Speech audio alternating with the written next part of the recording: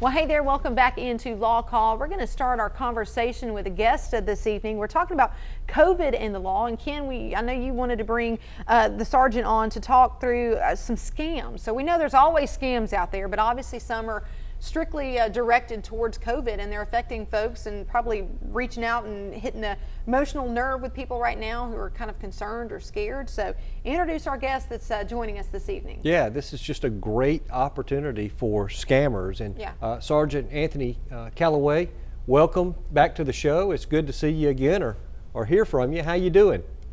I'm doing well. How about you all? We're doing good. We're doing good. What's on your mind tonight? Just wanted to reach out to everybody to let them know about a few scams that have been taking place and some things that we've seen in our office during this pandemic time. Well, talk to us about some of the things that are really hot right now, because these folks have really gotten high tech on us. And, you know, I think there might be some people that think, hey, you know, I'm too smart for them.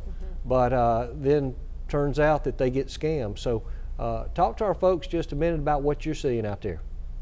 That is true. You do have individuals that just every day they sit around and wait to scam. And one of the things that I've seen that has come into the office due to the pandemic, with people being unemployed right now and trying to file unemployment, is stimulus, fake checks. If you are receiving a stimulus check, just be aware that the IRS is mostly depositing the check into your bank account. So they're not sending out pretty much any paper checks. But if you just happen to receive a check, like I was explaining to one of our citizens the other day, just make sure to look for the amount. If it's under that amount or over the amount of the $1,200, it's probably fraudulent. And if anything is attached to it, to where they're telling you to call a number or verify the check number or anything like that online, that should raise a red flag with you, because that's probably a fraudulent check. Yes, it's my understanding that the government, I know every time we talk about even like tax stuff with the government, most of our experts that come on say that the government the IRS never contacts you directly. Is that correct, over the phone? That is true. The IRS will never contact you over the phone, email, or Facebook page asking you about any of your personal information, because that's some things that they already have due to you filing your tax return. Okay. Sergeant, I've probably gotten 4 letters from the U.S. government regarding the census.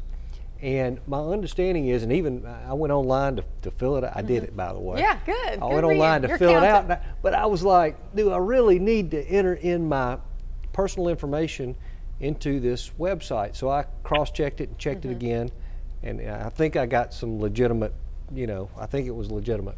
But have you heard of anything regarding the census and any scams associated with that? No, we haven't received anything dealing with the census as of yet. But what you did, kid, that was very smart. If you are filling that stuff out online, you can always cross-check it and also call and speak with somebody that's with that department, and they will tell you all the specific information that they need to keep you from putting your information out there, somebody else getting it and using it. All right. What else you seeing out there, Sergeant? We've also seen out there a lot of ads that are being placed on Facebook, and we, tell people please be leery of those. And we understand that a lot of people are out of work right now, and these ads are coming in with get-rich-quick schemes. We had one case that came into the office to where there was an ad that was posted on Facebook.